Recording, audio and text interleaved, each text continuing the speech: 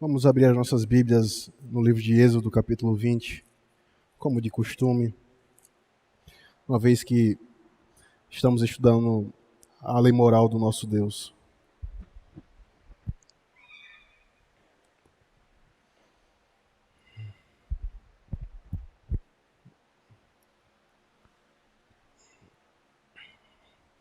Êxodo, capítulo 20, nós leremos o verso 1, o verso de número 2 e pularemos para o verso de número 14, que é o 7º mandamento. Diz assim a palavra do teu Redentor. Então falou Deus todas essas palavras: Eu sou o Senhor teu Deus, que te tirei da terra do Egito, da casa de servidão. 7º mandamento: não adulterarás. Até aqui a palavra do nosso Deus. Amém. Vamos à presença do nosso Deus em oração, rogando a sua bênção sobre esse momento de estudo da sua palavra. Oremos. Ó Deus bendito, nós exaltamos e louvamos ao teu santo nome, ó Pai, porque o Senhor instruiu os nossos corações em teu santo culto. Nós pedimos que o Senhor continue a fazer o mesmo agora na escola dominical. Esse mandamento tão rico, tão profundo, tão confrontador, nós pedimos a tua graça, por meio do teu Espírito Santo, a fim de confrontar os nossos pecados, nos exortar, mudar os nossos passos, as nossas obras, a fim de glorificarmos ao teu santo nome, ó Pai, e sermos conduzidos a Cristo Jesus. É isso que nós oramos. Amém. Queridos, o 7º mandamento, que é não adulterarás, eu acredito que seja um dos mandamentos mais difíceis de ser tratado.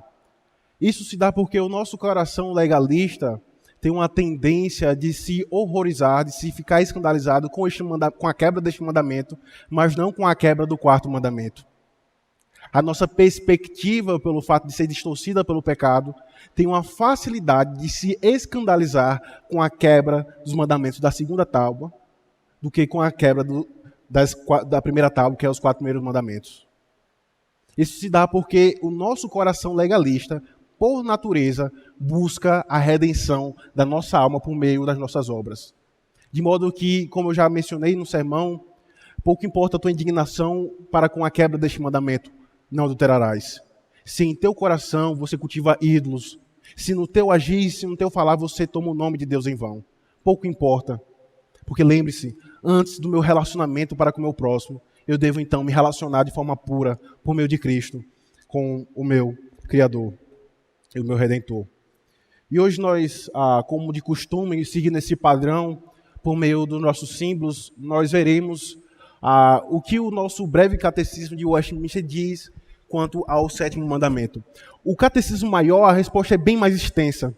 Mas como aqui a ideia é trazer um aspecto mais sucinto, mais resumido para a compreensão e ao mesmo tempo aprofundamento dos irmãos, eu optei por trazer a pergunta de número 71 do breve catecismo, que diz assim: que exige o 7º mandamento?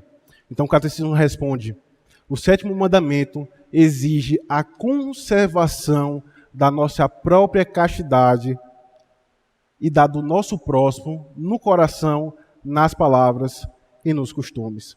A obra que eu usarei como parâmetro, como guia para nós estudarmos sobre esse mandamento, serão 2 obras. A primeira delas, que é a do Arthur W. Pink, que é os 10 mandamentos, que foi publicado no ano passado pela editora Monegismo. E a W. Pink, em seu livro, ele diz que o ensino principal deste mandamento, que é não adulterarás, é o seguinte: esse mandamento diz respeito mais especificamente ao governo das afeições e paixões, à guarda das nossas mentes e corpos numa disposição tão casta que nada impuro ou indecente possa nos contaminar.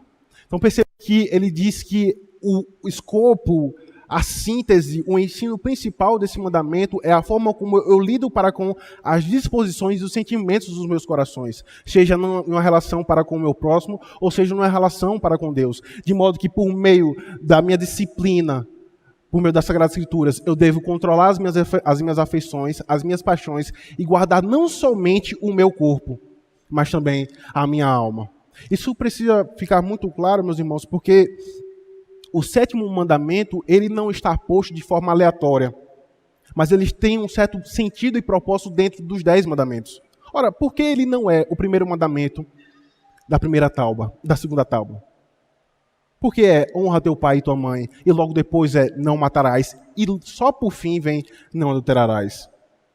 Porque o que conserva a vida comunitária em uma sociedade é o que nós chamamos de família. Ora, eu só devo honrar os meus pais e minhas mães porque um casamento foi estabelecido. Eu só devo ter a sacralidade ou o cuidado e o apreço pela vida do homem, que é não matá-lo, porque a família existe.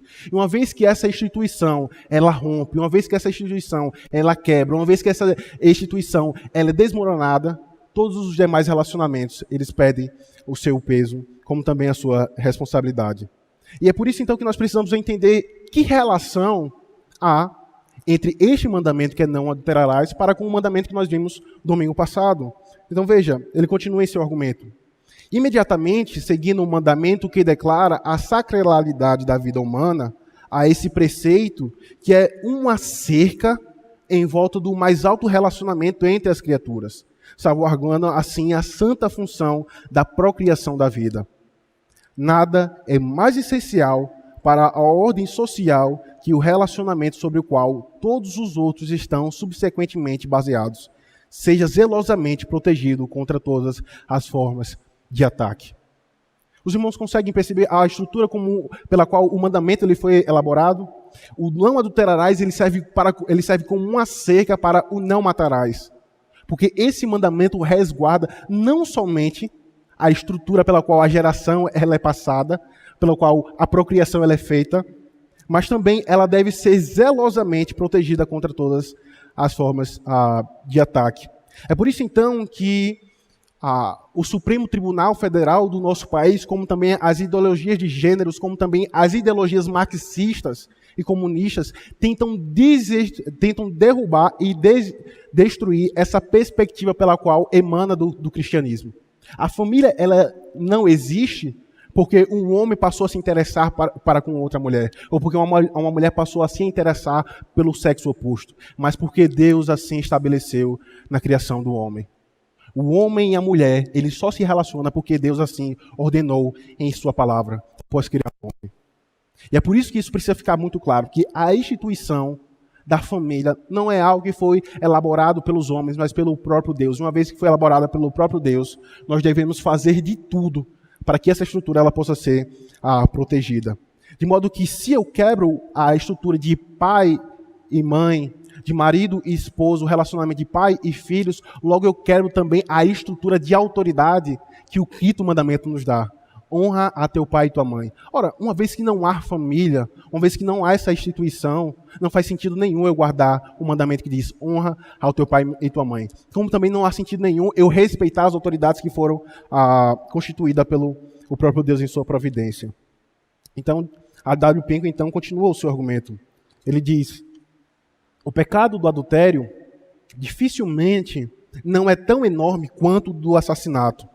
O último, que é não matarás, o último destrói a existência temporal do homem. E o primeiro destrói tudo que faz a existência ser um benefício. Se todos adotassem a depravada postura dos adúlteros, os homens em pouco tempo seriam reduzidos à degradação das bestas selvagens ou animais. Uma vez que o coração do homem ele é levado pelas suas paixões mundanas e depravadas, eles se assemelham a bestas selvagens, a animais. Porque há um certo termo que é usado na ciência ao se referir ao homem, ao chamá-lo de homem racional, de um animal racional, diferente de um cachorro que não é racional. Então percebe, eles colocam o animal, o cachorro, o gato, o boi, o cavalo, ao pé de igualdade com o homem. E a única distinção que é feita é o homem racional, o animal não. Quando, na verdade, meus irmãos, esse conceito científico que nós aprendemos desde a escola, desde o fundamental, desde o ensino médio, é um conceito que está totalmente contra as Sagradas Escrituras. O homem, ele não é um animal racional. O homem, ele é a imagem e semelhança do seu Criador. O animal, não. O animal revela a glória de Deus, mas o homem, ele é a imagem e semelhança de Deus. E perceba a gravidade que a W. Pink então mostra. Uma vez que o coração do homem é levado pelos seus desejos, pelas suas paixões, ele se assemelha àquilo que não resplandece à imagem e semelhança do seu Criador. O pecado do adultério dificilmente não é tão enorme quanto o do assassinato. O último destrói a existência temporal do homem e o primeiro destrói tudo que faz a existência ser um benefício. Interessante nós entendermos essa segunda frase que a W. Pink ele traz. O primeiro destrói tudo que faz a existência ser um benefício. Justamente trazendo aquela ideia de que a estrutura de relacionamento para com o meu próximo, só ela existe, só tem sentido, só tem valor dentro dessa estrutura de família. E quando nós olhamos para o todo das Sagradas Escrituras, especialmente no Novo Testamento, tanto o apóstolo Paulo como o apóstolo João, ele confronta uma doutrina que não apenas foi do tempo deles, mas também é presente nos dias de hoje, que é justamente o gnosticismo. Por quê? Porque o gnosticismo, ele faz uma distinção entre a alma e a matéria. Eles dizem que a alma é boa, mas o corpo é mau. E é por isso, então, você pode praticar todo tipo de depravação, todo tipo de pecado, todo tipo de luxúria. Interessante nós entendermos isso, porque ao olharmos para aquilo que o apóstolo Paulo vai dizer lá em Coríntios, ele vai dizer, vocês devem não apenas santificar o vosso espírito, pelo qual vocês irão matar e mortificar o pecado, mas também vocês devem santificar o vosso corpo, que é templo do Espírito Santo. Ora, uma vez que eu perco de vista que o homem ele é um só, tanto o espírito como o corpo, então passo a levar em consideração aquilo que é a minha alma, ela se inclina, como também os meus desejos, como também o meu corpo. Eu não sou como os gnósticos que fazem essa distinção e por isso vivem uma vida depravada, porque eles dizem, a minha alma ela é boa, e ela é redimida pelo conhecimento.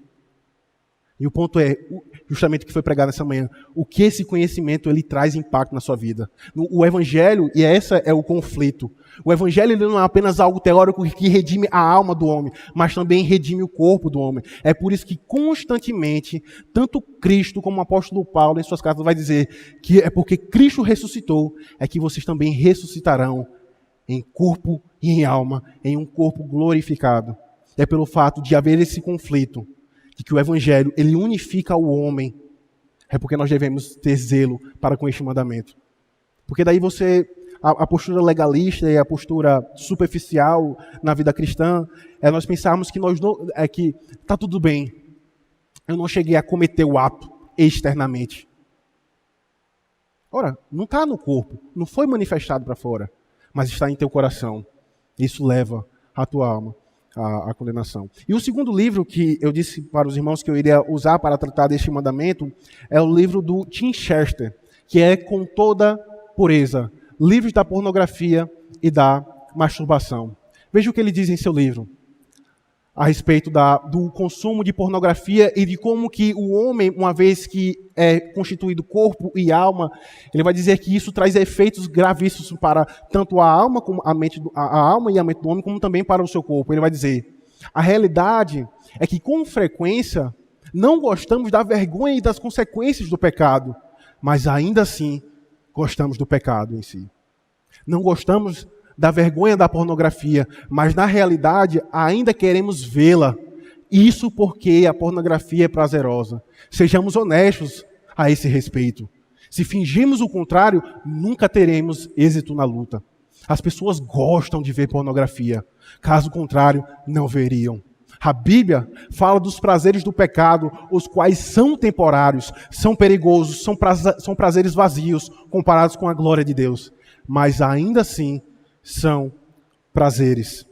Então, Tim Chester ele mostra que, uma vez que o homem ele é tanto corpo como alma, não apenas as suas emoções, não apenas os seus afetos são inclinados para o pecado, da luxúria para com o pecado, da pornografia e assim por diante, mas também o seu corpo ele é inclinado a fazer isso. E algo que deixa muito claro, agora partindo para aquilo que a Sagrada Escritura nos diz, o apóstolo Paulo, lá na primeira carta, de Coríntios capítulo 6, no verso 13, 15 e 20, nos exorta: mas o corpo não é para a prostituição, senão para o Senhor, e o Senhor para o corpo. Não sabeis vós que os vossos corpos são membros de Cristo? Tomarei, pois, os membros de Cristo, e far-los-ei membros de uma meretriz?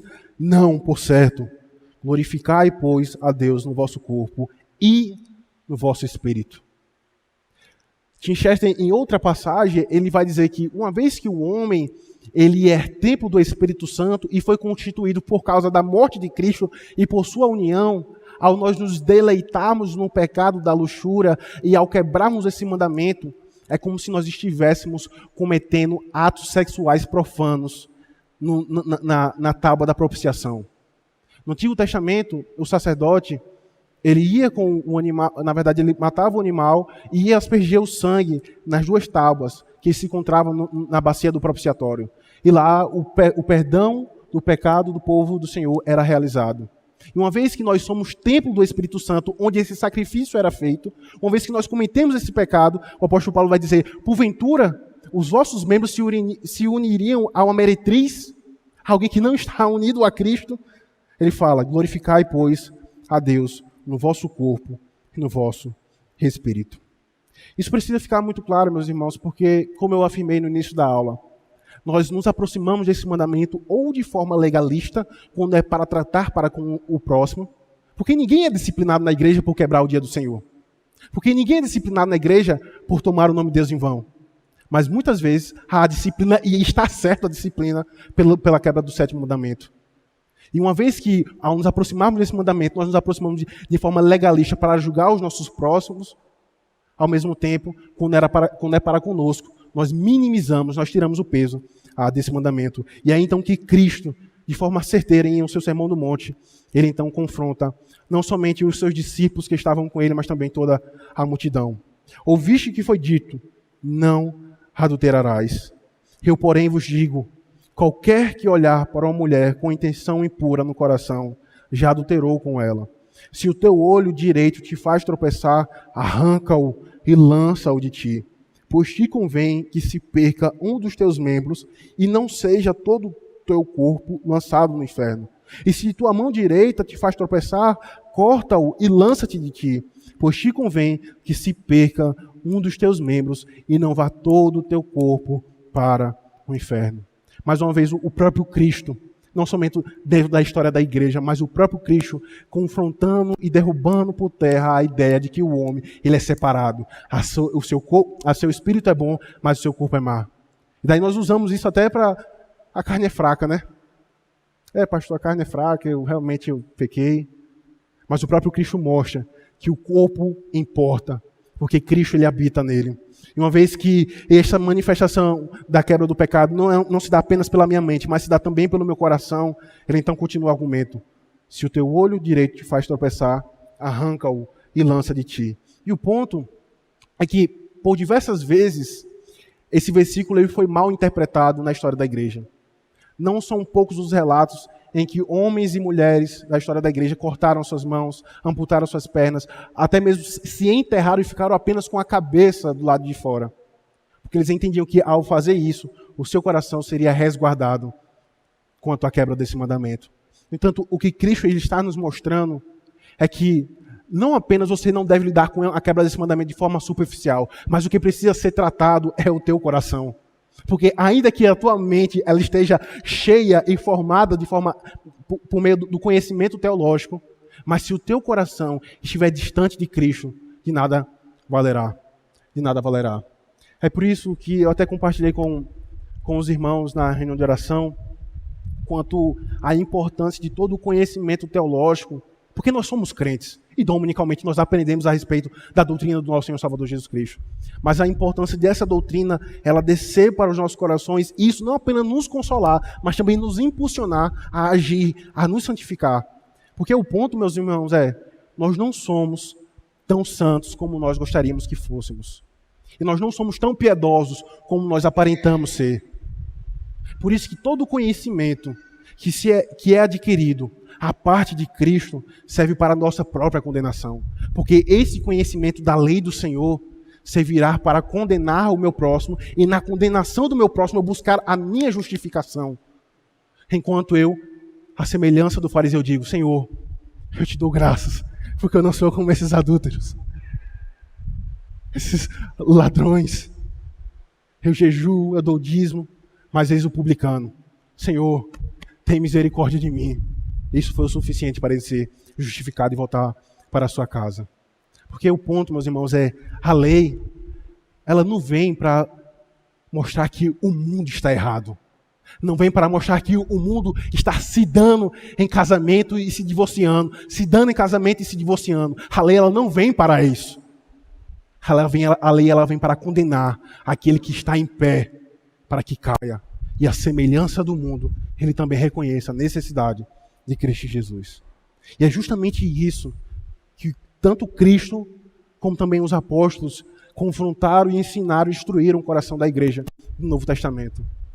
O homem, ele é espírito, porque Cristo ele redimiu, mas ele também ele é corpo, e esse corpo ele deve ser santificado. A W. Pink, então, ele continua esse seu argumento quanto a esse mandamento. Que nenhum homem se gabe com a ideia de que não pode ser acusado de falta de castidade, pois tem sido abstido do ato propriamente dito, enquanto o seu coração é uma fossa de imaginações e desejos profanos. Porque a lei de Deus é espiritual. Ela não somente proíbe os grosseiros atos externos da depravação, mas também proíbe e condena a falta de castidade do coração, todas as imaginações e pensamentos ilegais.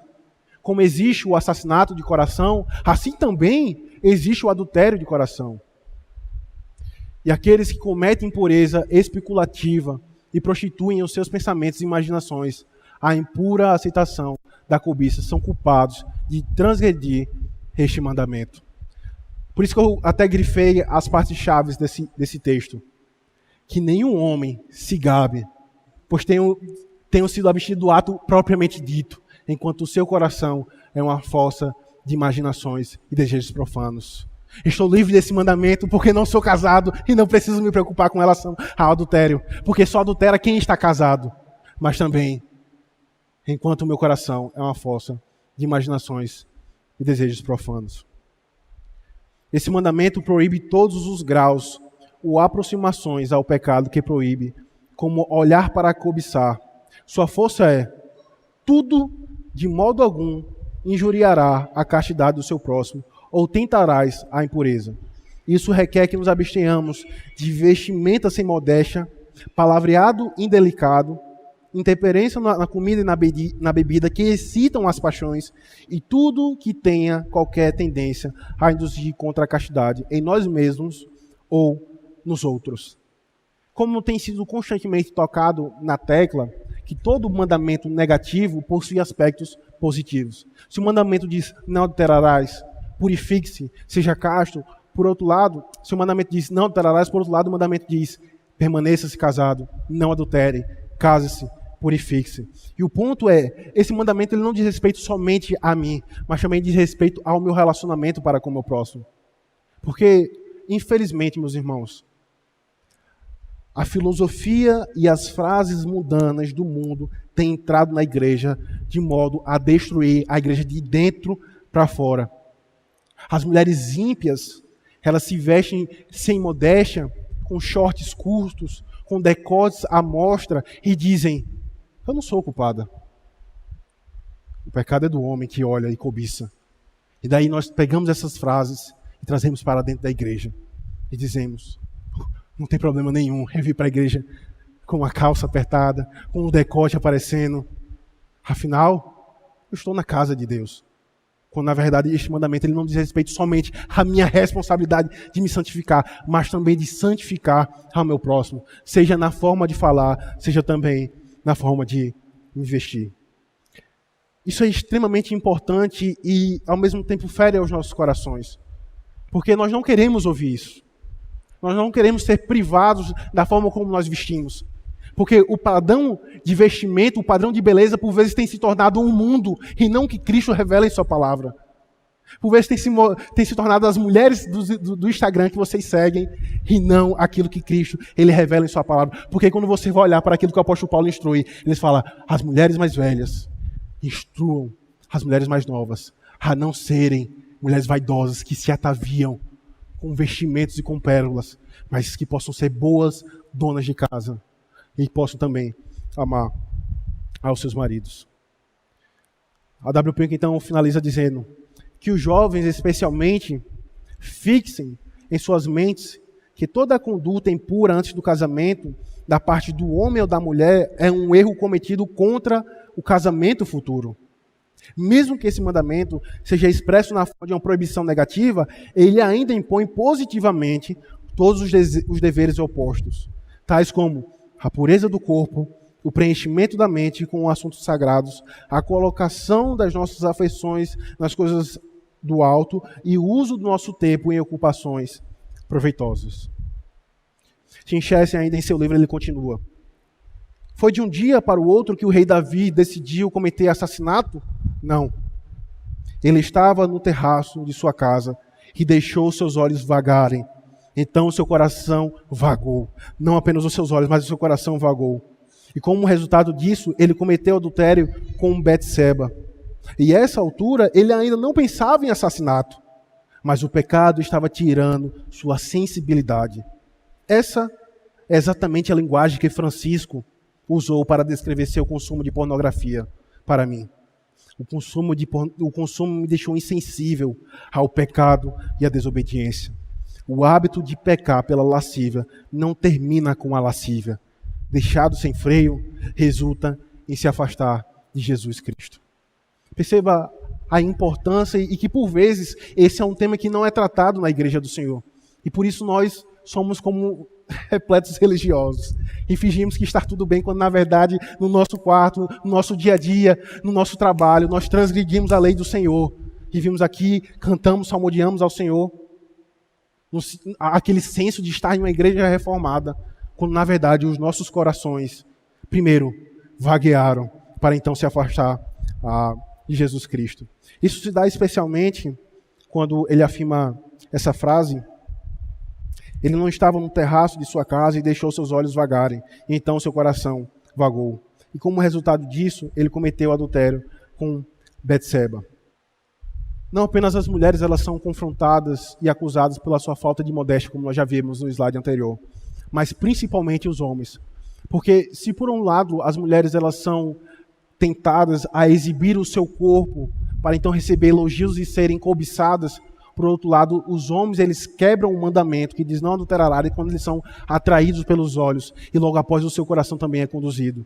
Isso se dá de forma muito simples, porque o próprio W. Pink ele diz: talvez você resguarde este mandamento ao dizer que você não tem cometido pecados grosseiros, pecados externos. Mas daí no trabalho você diz: nossa, como que aquela minha colega de trabalho ela é legal, atraente, inteligente. Você começa a elogiar características externas, características aleatórias. Ela é inteligente, pontuativa. Mas aí você começa a cobiçar o corpo dela. Nossa, como o corpo dela é melhor do que o da minha esposa. E daí você chama ela para almoçar. E daí você acha que está tudo bem, porque você não consumou o ato do adultério.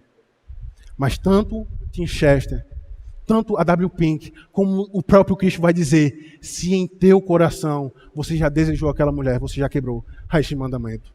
Como eu volto a dizer, meus irmãos, nós temos uma tendência ou de tratar esse mandamento de forma legalista, ou de nós tirarmos o peso para nós não sermos confrontados e condenados por esse mandamento.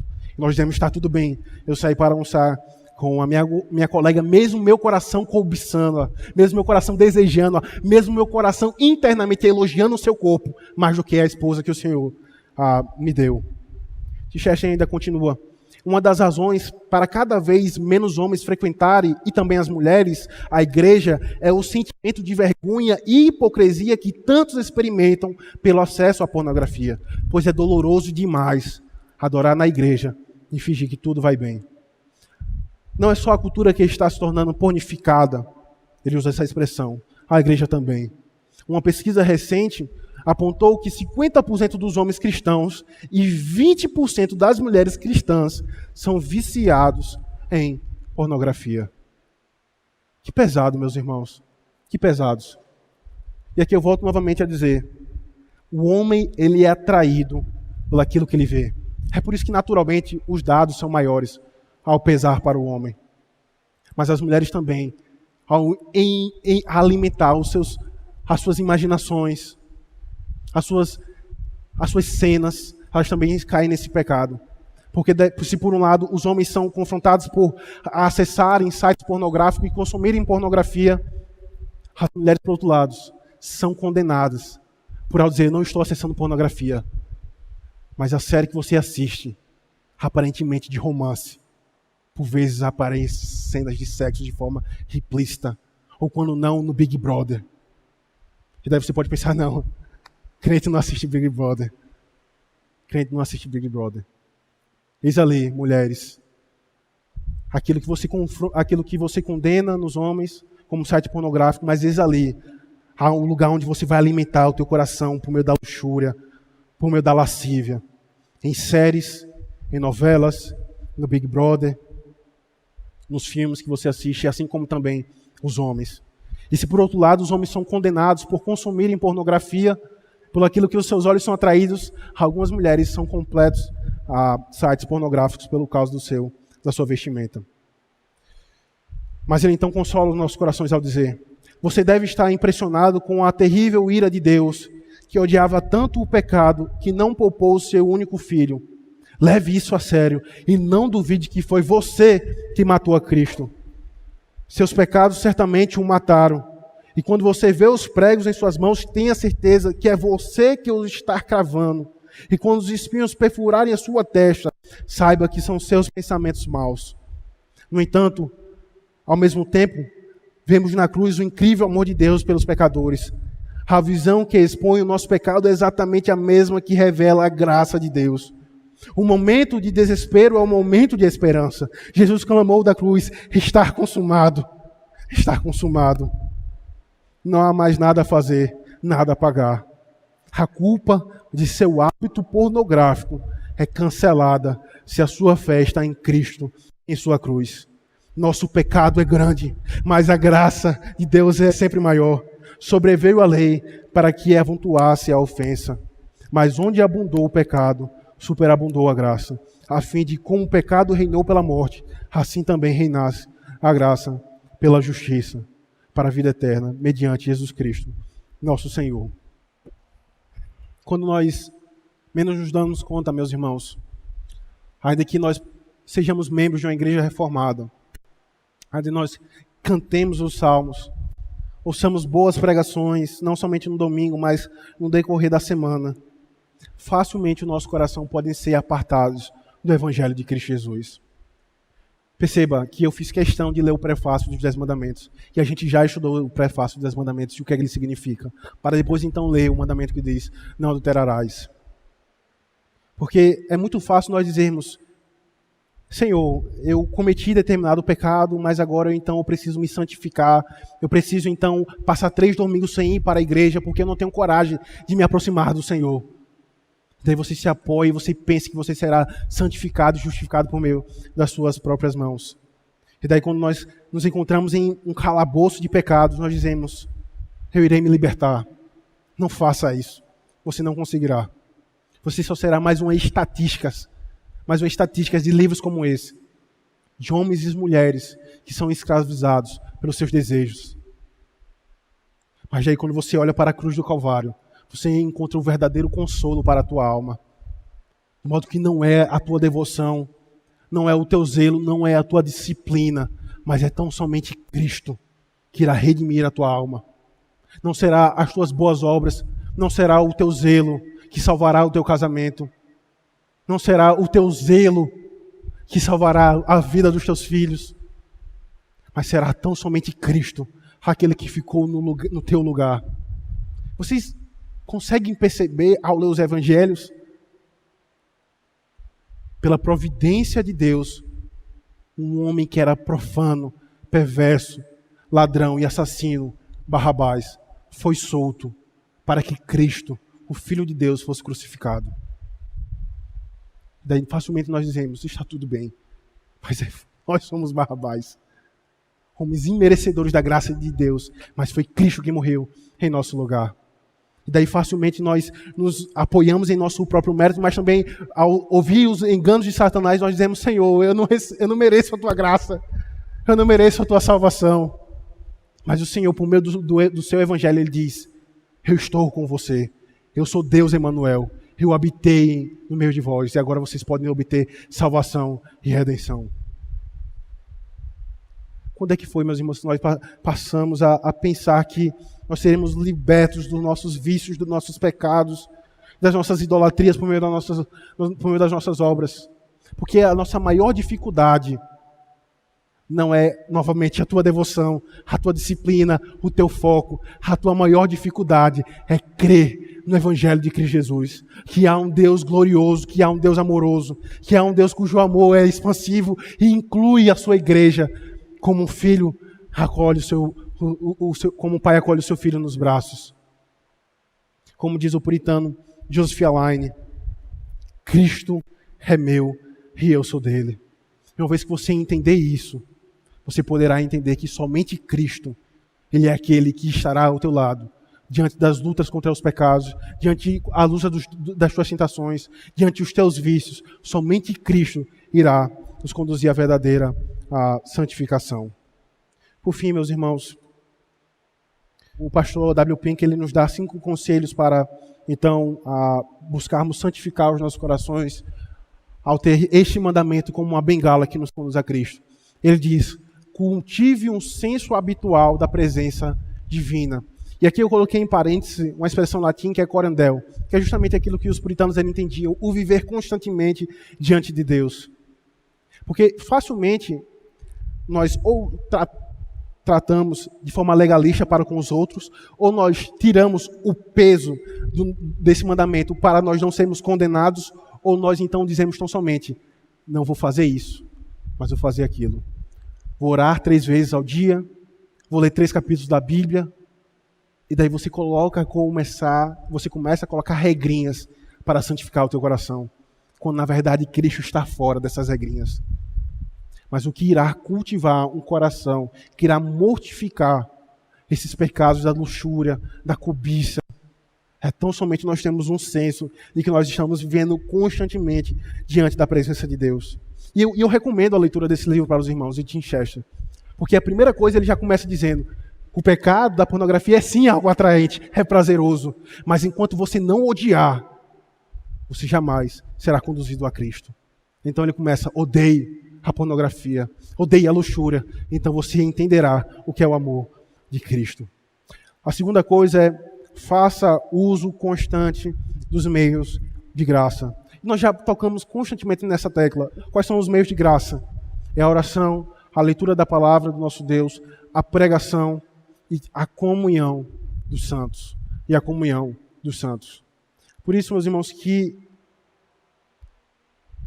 eu sou chato ao dizer, meus irmãos, venha para a igreja. Porque os irmãos não sabem, mas tem gente que gasta 120 quilômetros para estar na igreja presbiteriana de Vila Guarani todos os domingos. Mas você que mora a 20 minutos da igreja, você que mora a 30 minutos da igreja, você não se dispõe a estar com a igreja do Senhor, com o povo do Senhor cultuando. Não se aparte da comunhão dos santos. É aqui onde o teu coração será santificado, como também encorajado. Você terá alguém para depositar os teus fardos, como também você terá pessoas para suportá-lo. Não se aparte da comunhão dos santos. Busque estar juntamente com a igreja do Senhor. Não apenas clique no link, mas participe da oração de oração. Não apenas procure os presbíteros, mas participe da reunião de oração. Isso traz grande benefício para a tua alma, porque você se contenta com uma simples, superficial, por assim dizer, reunião dominical. Quando você não sabe o que o teu irmão está passando. Quando você não sabe quais são os seus sofrimentos. Quando você não sabe quais são as suas angústias. Porque você prefere assistir futebol, jogar videogame, assistir série ou fazer qualquer outra coisa do que estar na presença de Deus em oração juntamente com a igreja. Como o pastor Ageu, ele tocou constantemente nesse ponto no sermão, leia as Sagradas Escrituras e busque praticá-la. Pratique a sobriedade e a temperança. E aqui, Arthur W. Pink, ele traz a forma como nós devemos ser sóbrios no nosso caminhar. Ele toca um ponto com relação ao pecado da gula. Porque se o meu coração é levado ao pecado da gula, certamente o meu coração também será levado a cobiçar aquilo que é meu. Porque o pecado da gula não é comer por si só. Comer não é pecado, mas é porque você não está satisfeito e você come cada vez mais. Da mesma forma, você não está satisfeito com a esposa que o Senhor te deu. Você não está satisfeito com o teu corpo. Você não está satisfeito com aquilo que pela providência do Senhor Ele tem te dado. Daí você passa a cobiçar outras coisas. O que é que a gula tem a ver com o pecado? Não adulterarás. Tem tudo a ver quando nós perdemos a sobriedade e a temperança. Busque amigos piedosos com quem você pode contar, como compartilhar, como prestar contas, como caminhar juntos, como estudar temas como esse. Nós dizemos, os ímpios dizem, meus irmãos, que esse é um tabu. Mas infelizmente a igreja ela não trata de temas como esse, que são extremamente importantes. E daí 20% das mulheres e 50% dos homens lutam constantemente contra esse pecado. Homens e mulheres piedosos, mas não sabem a quem recorrer, não sabem como ser instruídos. Dizem não somente faça isso ou faça aquilo. Lidam com uma forma legalista e não são conduzidos a Cristo por falta de amigos piedosos. E por último, faça a coisa certa. É simples, meus irmãos. Viver por fé, eu tenho pensado nisso, não é viver como alguém que tão somente fecha os olhos e espera o maná do céu cair. Viver por fé é tão somente fazer o certo. E fazer o certo para o mundo é uma loucura. Fazer o certo é ser motivo de piada, que é viver por fé. Fazer o certo é viver por fé. Por isso, a coisa certa a se fazer é estar casado, permaneça-se casado. Estar solteiro, busque casar-se. Porque, lembre-se, o casamento foi ordenado e constituído antes da queda. E seguindo o princípio do puritano Luiz Bailey, como nós já vimos, se o quarto mandamento foi ordenado antes da queda, quanto mais agora depois da queda. Da mesma forma, se o casamento, se a pureza foi ordenada antes da queda, quanto mais agora depois da queda, onde o meu corpo, onde os meus sentimentos estão encharcados de pecado. E a forma pelo qual eu busco santificar-me é casar. Não é Demis que está falando isso, não é a W. Pink, mas é o próprio apóstolo Paulo dizer, case-se, se estão abrasados. E o ponto é, nós podemos novamente tratar de forma superficial, só quem fica abrasado é só quem está se relacionando. Só quem está se relacionando com o sexo oposto. Mas você está solteiro, você está solteira, mas o teu coração jorra luxúria. Por isso que os nossos pais eu não trouxe, mas no Catecismo Maior de Westminster vão dizer que é pecado também, quebra esse mandamento quando você também não casa. Quando você também não casa. E daí um tema mais polêmico aqui, que é a questão do celibatário, se há ou não esse dom nos dias de hoje. Mas o ponto, meus irmãos, é aquilo que Deus ordenou é o que deve ser perseguido. E isso é o certo a se fazer. Não é à toa que Ele ordenou, deixe o homem pai e mãe e se torne uma só carne com a sua esposa e o seu marido, a fim de glorificarmos ao Senhor em nossa caminhada cristã. E por fim, meus irmãos, que consolo você pode ter? Nós já vimos. Olhe para Cristo, porque tudo está consumado. É na cruz do Calvário que você encontrará o verdadeiro consolo. Mas para você que não está em Cristo, que consolo há para a tua alma? Você que luta constantemente contra esses pecados. Que consolo há para o teu coração? Onde você pode buscar refúgio para os teus vícios? Se não em Cristo. E como o próprio Cristo diz, se credes em mim, verdadeiramente serás livres. Essa lei, ela vem para nos condenar. Ela corta os tendões dos nossos pés para que as nossas almas possam se prostrar diante do Senhor e dizer, Senhor, salva-me, porque eu sou um homem e uma mulher adúlteros. Conduz-me a Cristo. Como diz Agostinho, feriste-me e desde então me amei. Essa lei, meus irmãos, ela vem para nos condenar, a fim de nos conduzir a Cristo e mostrar a necessidade que nós temos de estar unidos a Ele para nos santificarmos e assim glorificarmos ao nosso Deus. Que o Senhor então nos abençoe. Amém.